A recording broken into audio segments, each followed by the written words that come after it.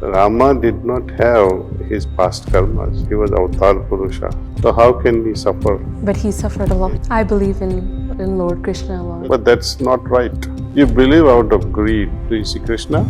We don't.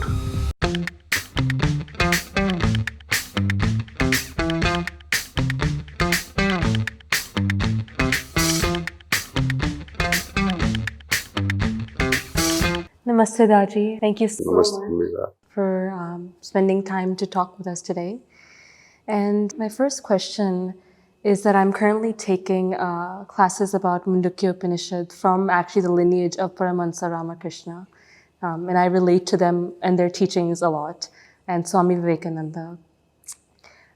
It's very, very difficult because in the Mundukya Upanishad, that you must be knowing, the main core teaching is that everything is Brahman. Brahman is, right? We are that. And that's the one thing you need to know in life. And I think the hard part about that is that it's so difficult to worship or to love Brahman, right? Like even in Buddhism, they think it's all nothing, right? God is nothing. And I feel that it is a bit difficult to be able to have love and devotion for nothing or for Brahman. I think it's so much easier to have that love for if your God is in form. You have Krishna, you have Ganesha, or in other religions, if there's Jesus. So what is, the right way to go about that? Well, you have two questions. Buddha, for example, why he believed in nothingness and no God, Right. right? And the first question was about Brahma, difficult too. Let's tackle the second one first. Okay. Lord Buddha saying, there's nothing like God. We have to analyze all these things, why he said. People misrepresent without understanding. Those were the days when he walked on this planet. People were so much imbued with so many gods and goddesses. Right? And every little thing they would say, God will decide this for me. I am being punished because God has decided to punish me. I am poor because God has decided to be born, that I will be born in this family. Right. Under these circumstances, it's God, God, God, God in everything. अंधभक्ति बहुत होती है India में. So, he said, forget God. He's nothing in compared to what you can do yourself. Take responsibility in your hands. You are the maker of your own destiny. When he said like this, you are the maker of your own destiny, people extrapolated it as God's absence, which is wrong. You can't find a better lover of God than him. In order to realize that godliness, you remember what he had to let go of. His Family, his dear wife, and a very bright child, father, and quietly he left them. Do you think he had no emotions? He was the most sensitive, compassionate person who walked on this planet. But he did this for the higher goal. And when he accomplished that, he returned back and apologized. He fell at the feet of Yasoda and said, please forgive me. And Yasoda asked the questions. Couldn't you have attained all this while you were in the palace? He said, yes, now I can say, after all this, I could have. But when I left, I did not know that I could have done that. On your first question, Brahman, people trying to understand what Brahman, trying to understand that I am Brahman. Worshipping Brahman is not the goal. It's a wrong thing to do.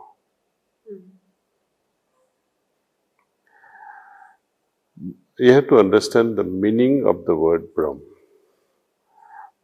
Brahm, you have to break it down into two, Brua and Man. Okay. Just as Atman, At and Man. At is the movement. Man means to think.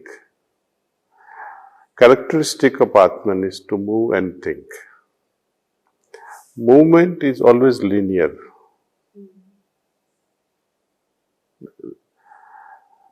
Bruha means expansion. Expansion is not linear. It's three-dimensional. Right? So, identifying yourself, transcending yourself, moving away from your nature as Atman, where there is merely movement and thinking, to transcend into a state of expansion and contemplation. You can do that. And that's what Mandukya Upanasana is all about. Most people don't look at it that way. I would say 99.99% of individuals who read this, they have the problem how to recognize I am Brahma. Even if you recognize, how will you know? So does that mean that I am God, or do I have the potential to have the characteristics? Well, it's an experience. When this transcendental meditation people are here, right? And they say, Aham Brahmasmi. I am that. Yeah. I am that. I am Brahman. Sometimes it sounds like very egoistic statement. It does. That's what I think a lot. Yeah. Right? Aham Brahman. Big deal.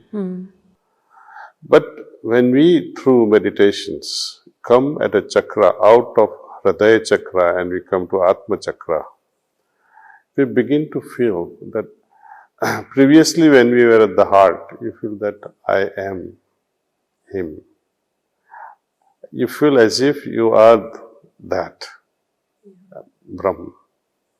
When you arrive at Hridaya chakra, you feel all are from there. So you become all, it becomes like a family. And some sort of a harmony develops. There is no discord then, because the one that is in me is also in you. And you identify that, you experience that. It's not hearsay, or it's not just a here belief that all from Brahman. Or I don't even have to believe and recite Aham Brahmasmi, Aham Brahmasmi, Aham Brahmasmi. No. Any parrot can also do that. It's a fact. It's a reality. It's a fact to be realized in one's life. And then a stage comes where you feel, when you experience, everything is from Brahman. Nature, trees. Everything from me. Then, and that's not the end. You have to go beyond this Brahmand state, which is a cosmic stage. You move into paracosmic. Cosmic consciousness. You go beyond cosmic also. God consciousness. Even that beyond. What's beyond that? Can't say it. So it's a transcendence at every level. Many people say, is it possible to have something greater beyond God? It sounds very blasphemous. Every guru, deep down in his heart, would feel that my disciple, Shishya, should do better than I am. If he does not think like that, he is a very ordinary person. God is great. He would also, like a father or a mother, say, I have to take my child further, beyond myself. He created this universe only to play and challenge himself that, yes, I can do that. I can set this satellite in orbit far beyond my heights. But the issue with that, Daaji, is that when you think about, like you said, that God is like our parents, right, our father. तो अगर वो सच है, तो उनने इस दुनिया में दुख क्यों बनाया? Because there's a lot of theories, karma theory. That's why Buddha says there is no God. Because you always end up blaming him. तो क्या हम लोग ने ये दुख अपने लिए हमने बनाया? जानबूझ के किया है. What did you study? Me? I'm studying consciousness studies right now. All right. And your brother, He's an actor. actor, studying that. Suppose if you didn't study all these things or don't study all that, would you specialize in that? By studying physics, would you become a consciousness expert? By not studying medicine, would you become a doctor? No. So everything has a cause and effect. And for everything, we cannot hold God as responsible. He is not a tyrant. So it's our karma that. It's always karma. But it's also from past life then, right? Who created that past life? You did then. Yes, okay. For every little thing, we are responsible for our fate. We cannot blame anybody else.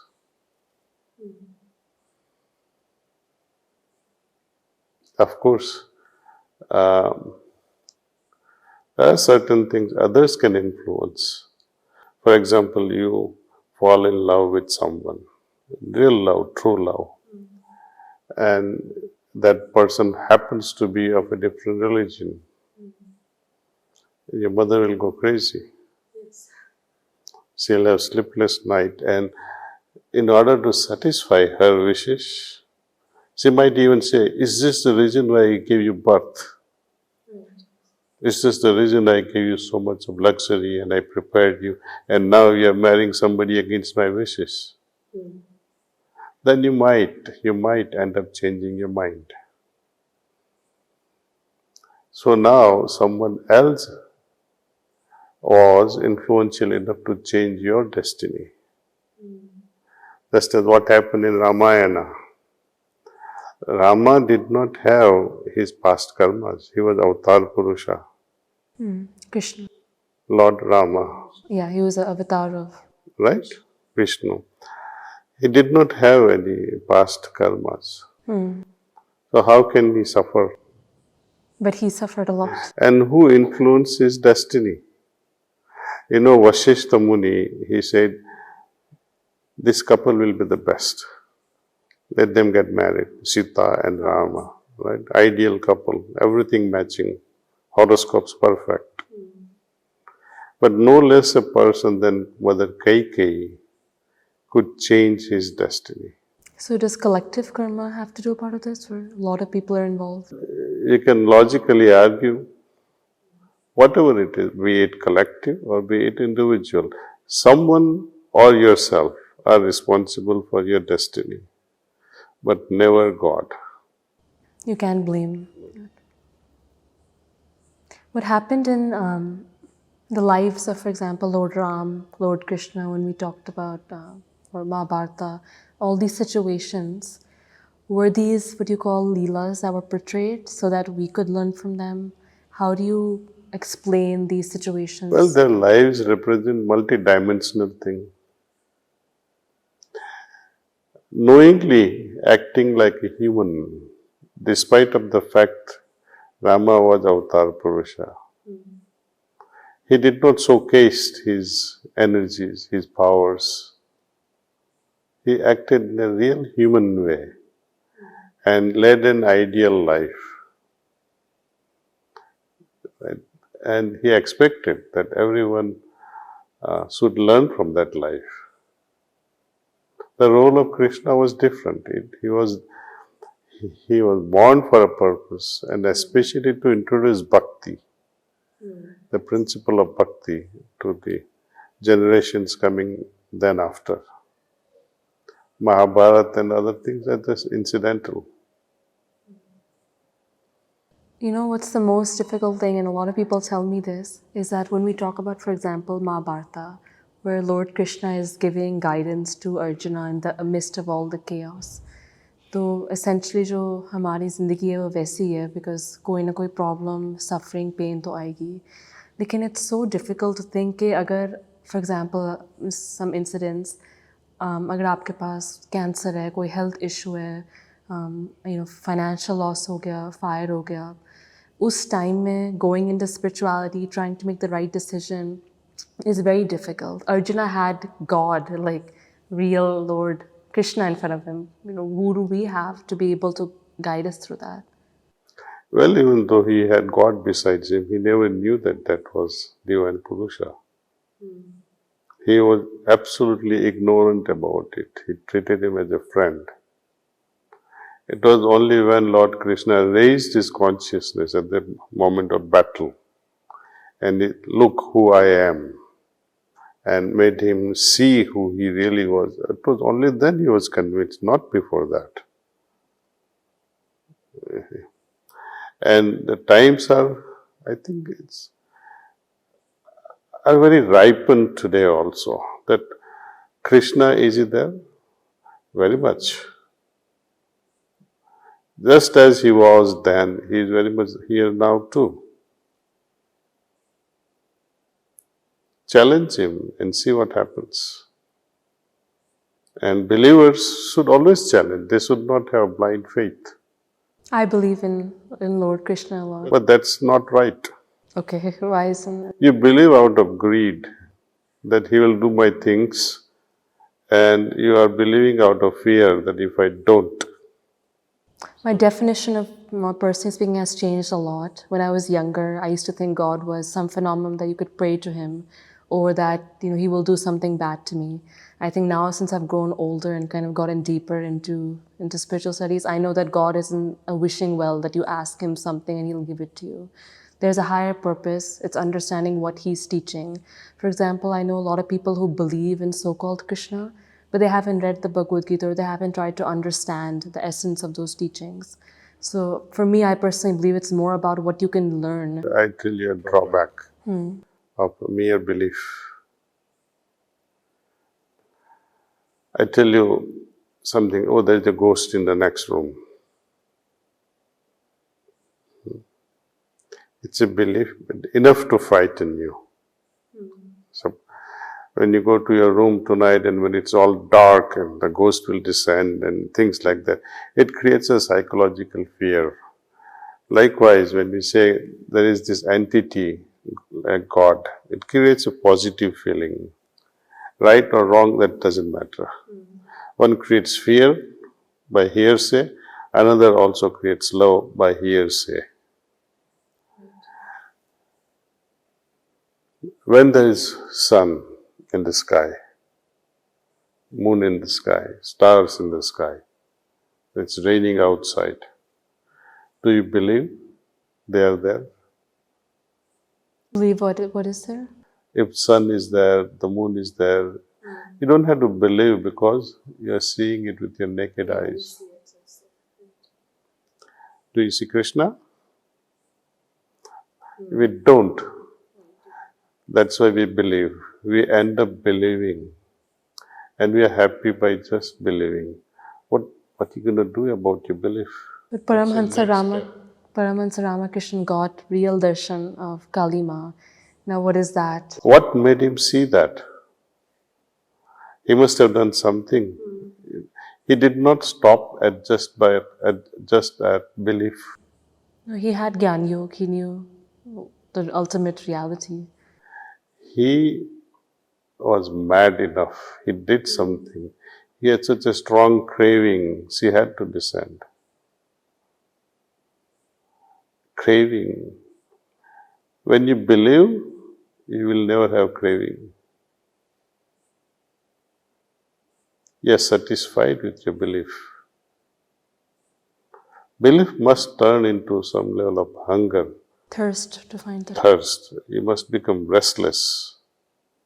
My preceptor who introduced me, initiated me to the system, she used to say that her brother,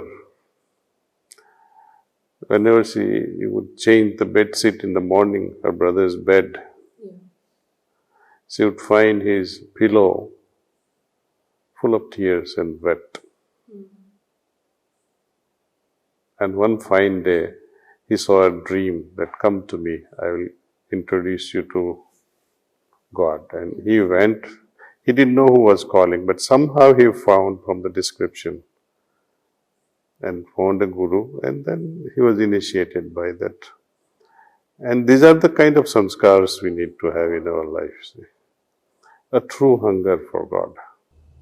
So, do you believe that if someone, he knows the ultimate truth, he has Gyan Yoga, and he actually has that craving, that thirst, like complete devotion to find quote unquote God, can he or she see them in form? One will definitely experience. The person is really, really craving for a form and dying for it.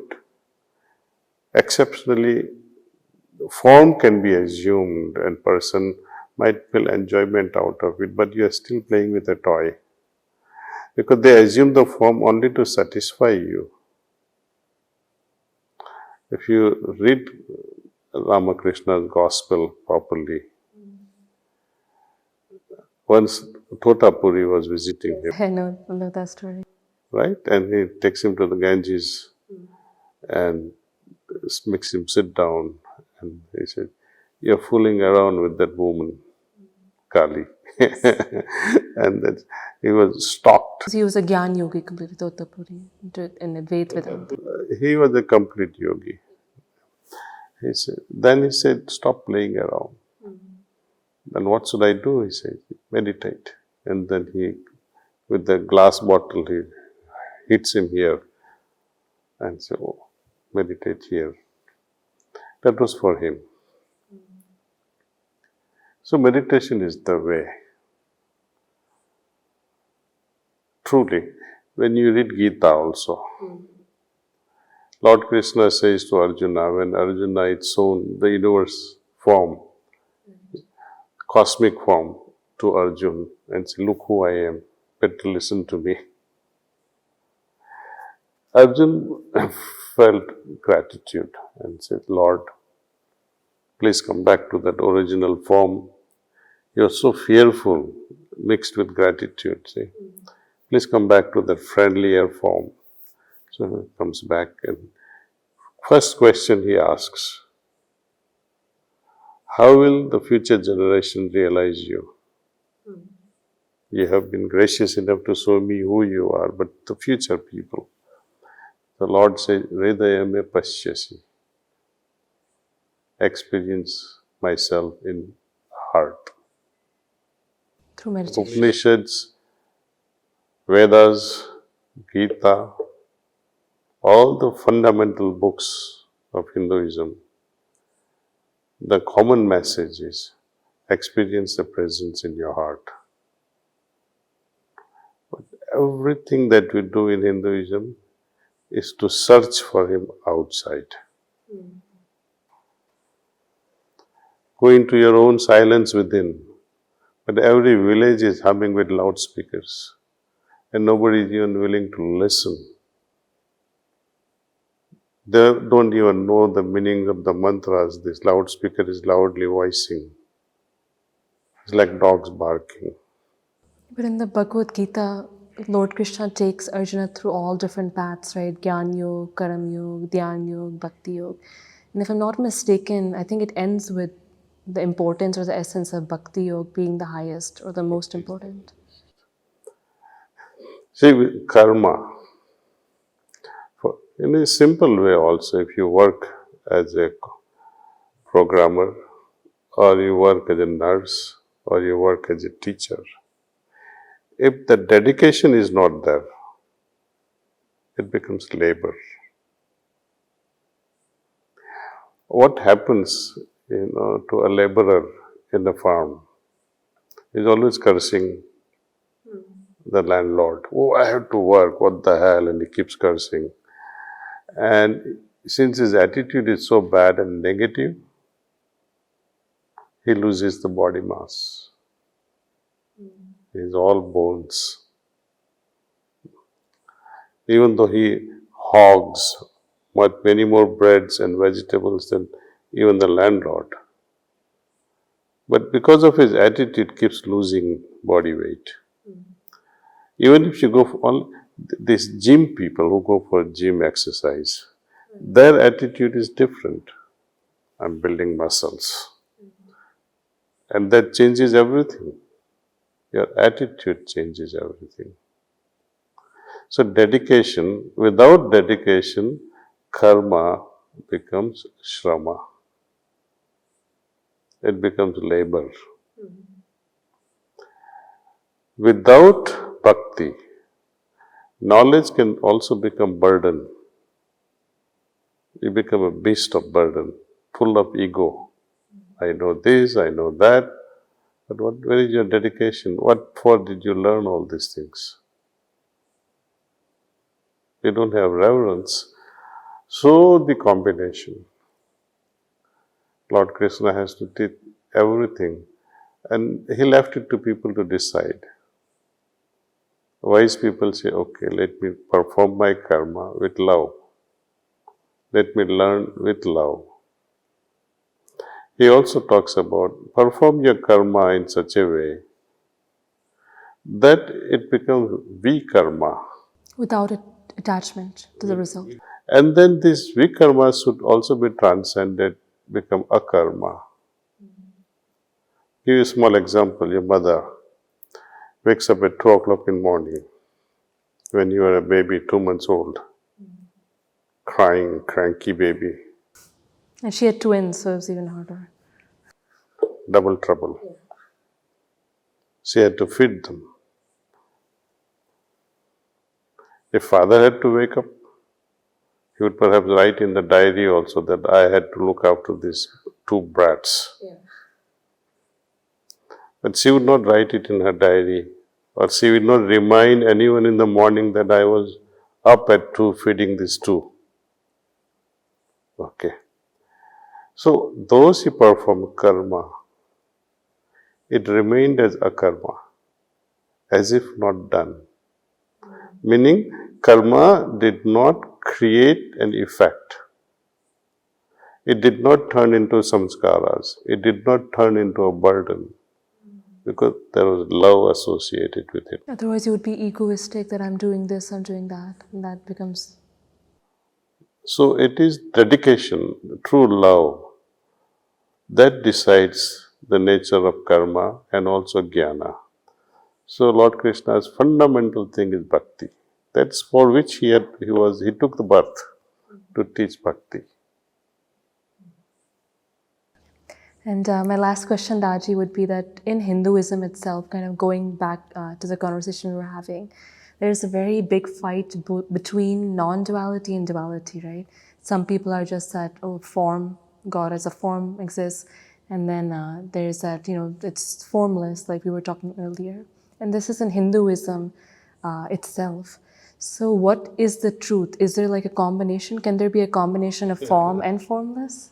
Well, everybody should take up the practice based on their understanding. I cannot make a child read quantum physics. He'll say, I don't know what you're talking about. I cannot teach a 4-year-old the algebra and calculus. Right. It will backfire. He'll lose interest in education. You have to start with stencils. This is A, this is B, this is C, and 1,000 times you have to repeat it. So, humanity at a different level of evolution. Some people will adopt forms. It's okay. Hinduism is a great religion because of this. You are free to do anything. Nobody will criticize you. But Hinduism says transcend the forms. Though we don't go against forms, now you move beyond into formless. Go beyond into Visishta Advaita. Go beyond that, and the journey continues. We are not critical about Dvaita or Advaita or Visishta Advaita. Keep on moving. We accept. And that's why Hinduism, there is no, tell me any other country, especially Islamic country, even one country having secularism. No. Only in this country we have, I mean, we don't even have to say it. All are respected. We respect Krishna Bhakt, we respect Shiva Bhakt, we respect Kali Bhakt, we respect Hanumanji, we respect everyone. We respect Lord Jesus Christ. You know, there was a question about one sage was worshipping, he had half a dozen photographs. And one Christian padri, as we call it, priest came and said, he was upset. He said, these are all not good. This is the best. The sage got up and said, okay, give me that photo. And he also kept that with the other gods and goddesses. We will also worship him. Because they all lead to the same path at the end. Are you willing to be led? We love to worship. We love to believe. And that's all. We are happy with rituals. We are happy with our belief system. Nobody is daring to go beyond that. We have to go beyond belief system. Well, we'll end on that note. Thank you so much, Daaji, for your time. And I could have gone on with my questions because I was having such a fun time, but for next time. Thank you.